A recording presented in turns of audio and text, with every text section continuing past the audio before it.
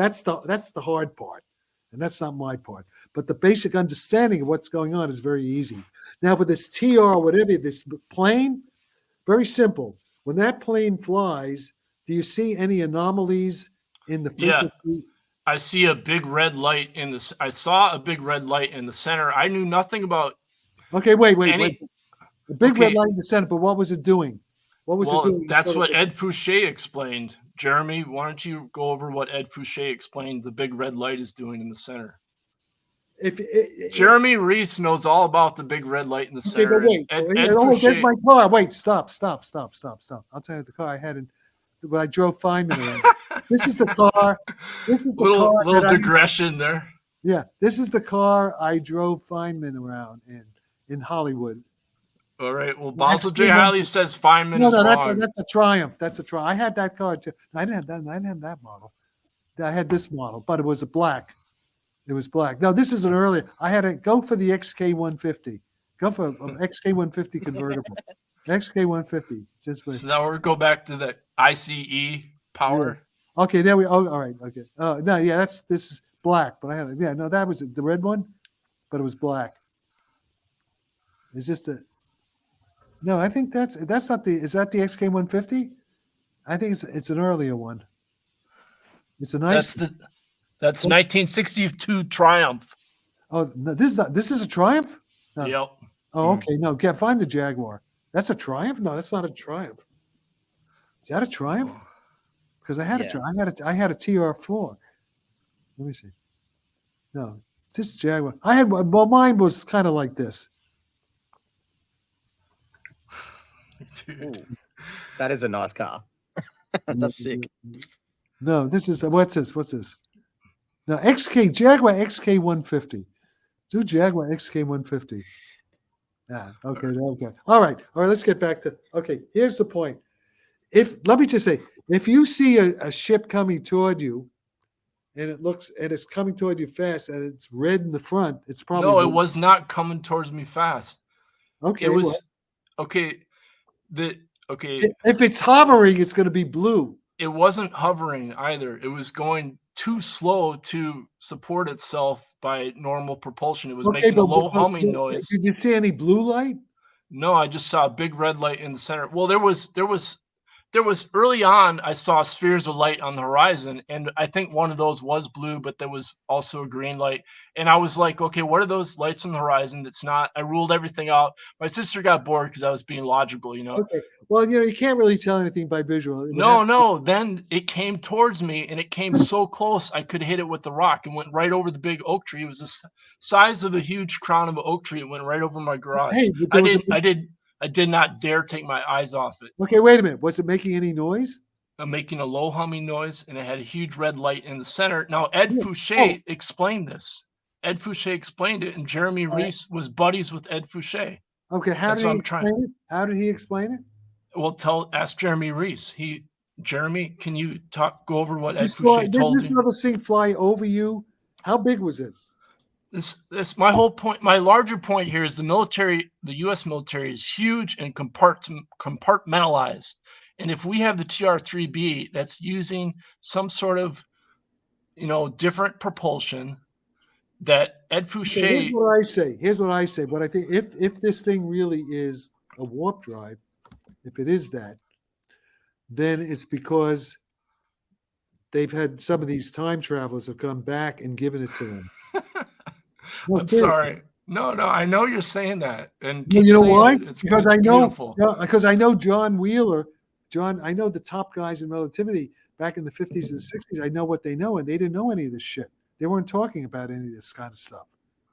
In the 60s, yeah, but in the 50s and the 60s. Yeah, I know, but in the 70s, also the 70s. They didn't know any of this. I know. Well, I saw it in 1997, and if you go to the National UFO Reporting Center. Okay, so I'm saying if what you saw, if you're telling me the truth, I'll assume you are. Then what you saw was a time traveling ship. And how do you know it was ours? How do you know? I did not, because I'll tell you this. My family owned the local legal newspaper, and one of the journalists, she brought me a file of news clippings, and she said there was a mass sighting in the 1970s, and she says we live in a military flight test corridor. Yeah. But how do you know? How do you know that this craft, did it have markings on it? Where was that mass sighting? Yeah, actually, somebody else, that was in the St. Croix Valley.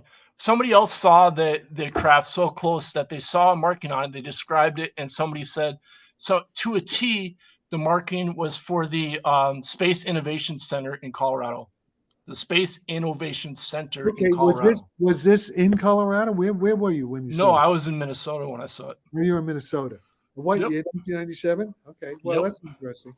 Well, I claim if it sounds like it's warp technology, if it's humming, I claim that they got this then by from the time travelers of the future, from stuff that I'm doing now and other people. That's what I was told was going to happen in 1953. That's what they said.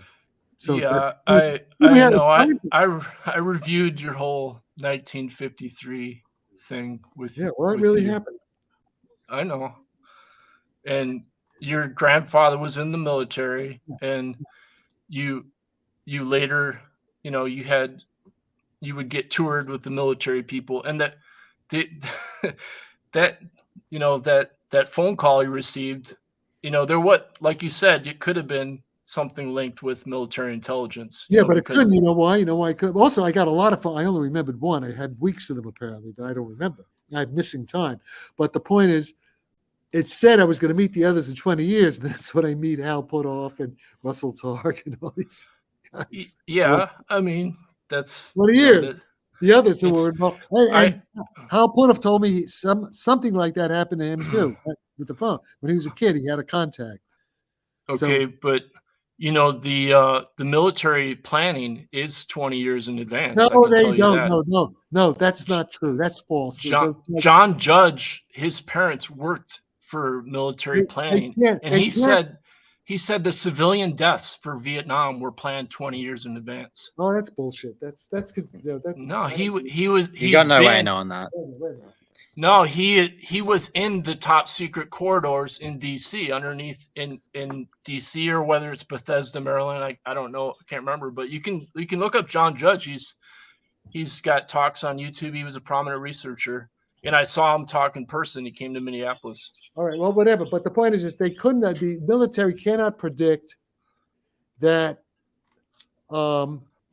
I'm in my girlfriend's mother's place in Carmel Valley Sunday morning. I'm to fly to Trieste on a Wednesday.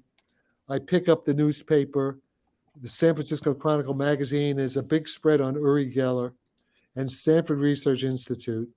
And a couple of months before that, some guys came to me and Fred Wolf and said, "Listen, we want you to work on the physics of Uri Geller, and we'll give you the money." Okay, that was like months before that. I said, "Hey, just let me finish the story so you get it. Otherwise, you don't understand shit. Okay, you don't get the point." So Monday morning comes, I call up Stanford Research Institute. Brenda Rigg gets on the phone. They said, "Dr. Sarffati, we were hoping you would give us a call. Can you please come to Stanford Research Institute?" Get in my. They said, I was only like an hour and a half. I was in Carmel Valley. They're up in Stanford. Got into the car. First thing, I meet Brendan O'Regan, and he takes me into. I meet Edgar Mitchell, the astronaut who walked on the moon. Okay, and the rest of it is in this the story. Get the book. Did you meet John Hadstead at Cambridge? He also tested Uri Geller. I worked with John Hadstead. He wasn't at Cambridge. Okay. He was at University of London. Yeah, I arranged. That's my doing. Okay, that's why I'm asking you. That's why I wanted to ask you. Yeah, there's a whole story there. Okay, listen. What you got to do, just get the book, The Great Race. There's a lot of the details are in there. And when do you have any stories about John Hadstead? I know. I was at his house.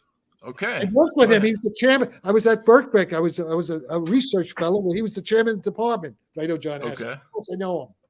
All right. I'm just asking that if you know any stories, it'd be nice to get some stories. I know a lot of stories, but John Hadstead. Well, that's the book. Get the book, The Great Race. I think he's in there. But my book, Destiny Matrix, has a lot of John Hadstead, and also John Hadstead. Go online. He has all the Uri Geller notebooks. He has all the details there. Yeah, unfortunately, people think he was wrong. I mean, about Uri Geller, and that's what you think too, right? Like Uri Geller was a scammer. No. That's complicated. No, Uri Geller does have power, but he sometimes cheats. You can't control it. Sometimes he Uh-huh. cheats. Actually, I will mention this about Uri Geller and two for Charles Crawford, who's also watching. Now, there was a recent interview with Uri Geller on Area 52's channel. He just launched his channel.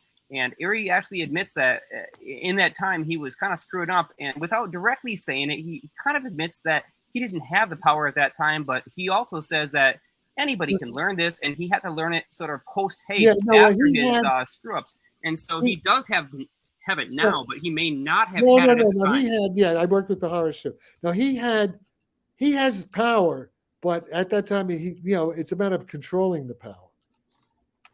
Okay, it's a complicated thing. There's that's a whole other thing. We don't have time. I mean, we don't have time to go. But I mean, it's good that he actually says it in and then just get the book, The Great Race. Read that book, and then when my book, don't get the book now because I'm updating it. The Destiny Matrix book will have a lot of this stuff. It's complex. It's a complex story over 80 years.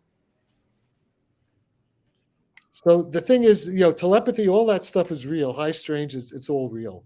And I agree. I know telepathy is real. I trained in it also to finish my master's. Yeah, well, degree. you have Russell Targ. Well, they had this theory that Yuri was friends with this guy Puharik, who invented this radio transceiver that could be put in a dental film. I stayed at Paharich's house. I know everything about it. I was part of that. Okay, you're telling me I'm a witness to all that. Yeah, huh? Of what course. Can you tell us about all that? Yes, that's the most geek. Was Yuri using a radio transceiver in his tooth to fool them into thinking he had psychic powers, or? Well, that's a good question. That they may have done that, but that's not everything he did. Yeah, right. I don't know. That's not a bad. That's a possibility. Yes. Well, that's one of the theories because Puharik had this patent. I don't know if you heard about the patent for the tooth. I saw it. He was showing me all this shit. Oh yeah, huh? Of course, I was at his house in Austin. I met him in London. I met him with Uri. I know a lot about Andrea Baharich. Barbara Honegger. Oh no, Barbara. It wasn't Barbara Honegger. It's what's her name? She died. She just recently. Yeah, died. I know who you're talking about. Elizabeth Rosher. Yeah. I lived all that. I know all these people. So you were buddies with Herbert Bernstein, or did you just go to school with them? Well, we weren't like bosom buddies. but we were. Well, yeah, we went with the same classes. Uh-huh. We were in the same class. It was a class. We went to parties together. In fact, there's a photograph of all of us. There's a big photograph of the Bernstein twins, a Christmas party of the Last Supper. And I don't. Oh, I could tell you one thing though. When we all took the written PhD oral exam at UCSD, and I was second. So I don't know who was first. That's what I found out later.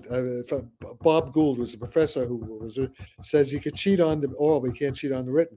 But the reason I was the opposite way. I was offered a job as assistant professor of physics at San Diego State down the road from UCSD before I had the PhD because I was second on the oral exam that year. And Herbert Bernstein took the exam with me, and so did the two Bernstein twins. I mean, not Bernstein twins. The Benford twins. Oh, really? Oh, yeah. Gregory Benford. Great.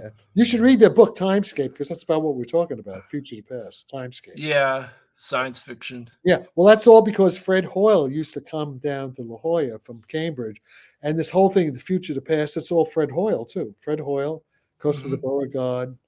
Yeah, but Costa, don't you think, I mean, in my opinion, Costa de Beauregard was hung up on invariance. What do you mean hung up? Everybody's any physicist. Invariance. No, non-commutativity is not. Oh, yeah. No. You don't know what you're talking about, okay? Yeah, you're too glib. You're just throwing words around without really understanding it. Did you ever go to Stanford Linear Accelerator Center? I went there a few times. Why would I go there? Why would I go there now? Well, Eddie had some courses there in summer schools. I went there about 20 in 2004, 2006, around that. Yeah, I would go there. I've been there. Eddie Oceans was hired there to work on non-commutativity. Oh, who cares? And No, you're sounding a little bit like a crackpot there because you're obsessed. You get Okay, these so Slack is crackpot. You think Slack is crackpot? No, don't say Slack is crackpot. I say you're a crackpot. Slack Okay, is so okay, Luke. What about Luke Hoffman? Is Luke Hoffman? No, Luke Hoffman's a smart guy. He collaborated in the oceans. Listen, the point is you're taking everything out of context, just throwing words around. I've corresponded with Luke Hoffman several times. Write down. No, who cares? The point is you're bullshitting. What you have to do, you write down an equation on the board. You say, "Hey, I mean this, and this goes to this." That's the way a physicist works. Yeah. So you say the simplest is the best. Well, yeah, but you got to speak the language. You're not, you're just bull. You're just throwing words around. You're throwing jargon around. So Alon Khan, he doesn't know the equations either. No, but you don't know them. You haven't. If you knew them, you would write them. You would show them. Say, hey, this I wrote. You go, hey, project. Somehow say this is my theory. I've done this, or this is what they're talking about. When I say non-commutativity, I mean this. Show me the equation. Show me what you're talking about. You have papers, Drew. Do you not? Non-commutativity is a very vague term. It means all kinds of things. Well, quantum mechanics is non-commutative algebra. Okay. Yeah, I know. We already talked about that. So it's like you're telling me. I mean, you're telling me bullshit. You don't like. It's clear to me you don't understand what you're talking about. Yeah. Okay. So you're talking at a superficial level. So Alon Khan, he has a lecture called "Music of Shapes." Now he has a Fields Medal in math that's harder to get than the Nobel Prize. Yes, I know a little bit about that, but it's totally irrelevant as far as I can tell right now. So you're saying when he gives a lecture called "Music of Shapes" on non-commutativity, you're saying that's irrelevant? It's irrelevant to the problem I'm working on. Yeah. Unless you can show me, I could be wrong about that, but you have to show me. Okay. It's irrelevant. I'm opening up that window because first you said it's very clear. Now you're saying you could be wrong. That's fine. We'll just leave it at that. No, what I'm saying is that so what? Yeah. So what? Old fucker. What's he saying? Old schmuck. What's he saying? What is that? What is that there? Yeah, he also has. He has a lecture for physicists also. So what? There's nothing to do with physics is a big subject. Yeah, I know, but Basil J. Hiley said that Alon Khan's lecture to physicists is very relevant. Yeah, but you want to know something? And nothing Basil's working on is relevant to the problem of reverse engineering to explain how these things fly. It's not relevant. I sent you the quote on weak measurements being gravitationally that's relevant, but that's not non-commutative. That's relevant. That's Basil J. Hiley says weak measurements are non-commutative. They're the same as Bohmian. Everything in quantum mechanics and measurements is non-commutative, so it doesn't say anything. It's it's vague. What you're saying is vague. It's vague. Basil J. Hiley's not vague. No, you are. I know he's not. You are. Okay, go read Basil J. Hiley. He's not vague. I've read it. Yeah, no, but you are. You don't know what you're talking about. You haven't read him. I'm telling you, you have not read him. Not his latest research. You need to really study it. It's not vague. No, I said what you're saying is vague, not what he's saying. What you're saying is vague. Yeah, sure. I'm telling you to read Basil J. Hiley. Is that the paper that we showed on the negative mass? Was he in that paper? No, but he's saying that the weak measurements, he's doing weak measurement experiments right now. He's working with Robert Flack. They're testing argon. Weak measurement is good stuff, okay? Good stuff, okay? Yeah, but he says Aronoff is slightly misunderstood about it. He said, well, they even have little arguments, little details, but that doesn't affect the fundamentals. Yeah, there may be little details in the theory, but that doesn't affect the fundamental picture. Sure. Okay, so you disagree about the fundamentals with Basil J. Hiley? No, I didn't know. I didn't say that. I don't know what he says yet. I don't know what because you cannot be precise enough to explain